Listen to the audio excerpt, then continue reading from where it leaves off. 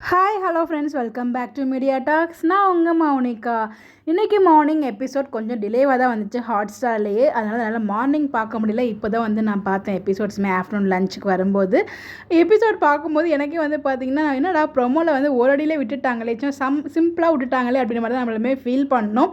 But ஆனால் episode பார்க்கும்போது கொலையடி சண்டைலாம் பார்த்துருக்கோம், அந்த மாதிரி பர்ஃபெக்டாக ஒரு பொண்ணும் சண்டை போட்டால் எந்த மாதிரி இருக்குமோ அந்த மாதிரி 2 பேரும் அடிச்சுக்கிட்டாங்க. அதுக்கு முன்னாடி பார்த்திங்கன்னா ஒரு அடி தான் அடிப்பாங்க. பட் அந்த இடத்துல பசுபதி பார்த்திங்கன்னா பொண்ணு அடித்தோடனே கோவம் வந்துடும்.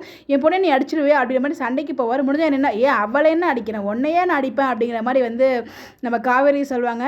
நம்ம பசுபதி காவேரிக்கிட்டேருந்து வாங்கின அடியெல்லாம் மறந்துட்டாங்க போல். ஸோ என்ன செய்வாங்க முன்னாடி கொடைக்கானலில் அவங்க அப்பாவுக்கு ஒரு பிரச்சனை, அவங்க அப்பா இறந்தது காரணம் இவர் தான் தெரியும் போது செம்மையாக ரிப்ளை கொடுத்துட்ருப்பாங்க பசுபதிக்கு.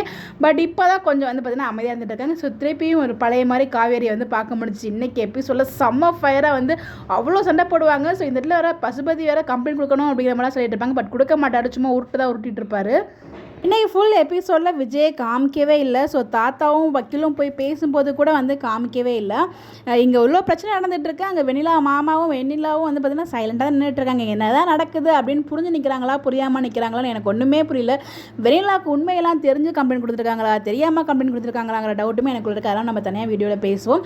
அதுக்கப்புறம் இந்த பக்கம் பார்த்திங்கன்னா நிறைய பேர் அடிச்சுட்டு இருக்கும்போது கம்ப்ளைண்ட் கொடுக்கணும் அப்படின்னு பேசிகிட்டு இருக்கும்போதே தாத்தாவோட என்ட்ரி வந்துடுது. என்னம்மா விஜய் தான் சண்டை போடுவான்னு பார்த்தா நீ சண்டை போட்டுட்டு இருக்கியம்மா, ஏம்மா அவன் சண்டை போட தான் நான் வேகமாக வந்தேன் அப்படிங்கிற மாதிரி தாத்தா சொல்லிட்டு இருக்காங்க. நான் பாட்டு தான் தாத்தா நின்றுட்டு இருந்தேன், அவங்க தான் தாத்தா வம்புக்கு வந்தாங்க அப்படிங்கிற மாதிரி சொல்லிட்டு இருக்காங்க. ஸோ அங்கேருந்து பேசி சமாதானப்படுத்தி கூட்டு வந்துடுவாங்க. ஸோ தாத்தாவும் வக்கீலும் உள்ளே போயிட்டு என்ன சொல்கிறாங்கன்னா, இந்த மாதிரி போலீஸ்க்குமே டவுட் இருக்குது, சித்தப்பா பொய் சொல்கிறாரோ அப்படிங்கிற மாதிரி சொல்லியிருக்காங்க. நம்ம சரியான ஆதாரத்தோட நிரூபிச்சிட்டோம்னா நம்ம விஜய் கூட்டு வர முடியும். இப்போ வரைக்கும் பார்த்திங்கன்னா கேஸ் விஜய் மேலே போடலை அப்படிங்கிற மாதிரி தான் சொல்லியிருக்காங்க.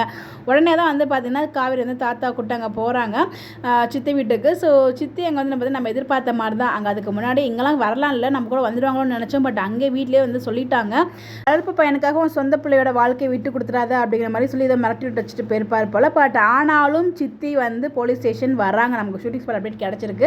அது என்னவா இருக்கும் நம்ம வெயிட் பண்ணி தான் பார்க்கணும். இன்னொரு பக்கம் கங்கா செம்ம ஆக்டிங், அதை பற்றி நம்ம தனியாக தான் ஸ்பெஷலாக பேசியே ஆகணும். அவங்களுக்கு ஒரு பக்கம் வயிறு வலி அப்படிங்கிற மாதிரி பேசிகிட்டு இருக்காங்க. ஸோ அது எங்கே நடக்க போதோ அங்கே ஏதாச்சும் ஆகக்கூடாது. பட் அப்படி ஆச்சுன்னா அதுக்கும் காரணம் காவேரிங்கிற மாதிரி சொல்லிடுவாங்க. அது அண்ட் ஃபைனலாக நாளைக்கு ப்ரிவியூ பார்த்துருப்பீங்க. காவேரியோட டைலாக் தான் கொஞ்சம் வருத்தமாக இருக்குது. ஸோ விஜய் கல்யாணம் பண்ணிக்கிட்டா ஓகே தானே அப்படிங்கிற மாதிரி ஏதோ கேட்பாங்க. அந்த மீனிங்கில் தான் கேட்குறாங்க. ஸோ என்ன முடிவெடுத்திருக்காங்க, அப்படி என்ன பிளான் பண்ணியிருக்காங்கன்னு ஒன்றுமே புரியலை. ஸோ பார்ப்போம். 2 விதமாக எனக்கு தோணுது அப்படிங்கிற அது மாதிரி தனித்தனியாக 2 வீடியோவில் பார்ப்போம். நீங்கள் என்ன நினைக்கிறீங்க, உங்களோட பாயிண்ட் ஆஃப் வியூன்னு சொல்லி மறக்காமல் கமெண்ட்டில் ஷேர் பண்ணுங்கள். நீங்கள் எபிசோட்ஸ் பார்த்தீங்களா, என்ன தோணுது, உங்களோட ப்ரொடக்ஷன் என்னன்னு சொல்லி மறக்காமல் கமெண்ட்டில் ஷேர் பண்ணுங்கள். இந்த மாதிரி அப்டேட் தெரிஞ்சுக்க நம்மளோட சேனலை ஃபாலோ பண்ணிக்கோங்க. Bye bye.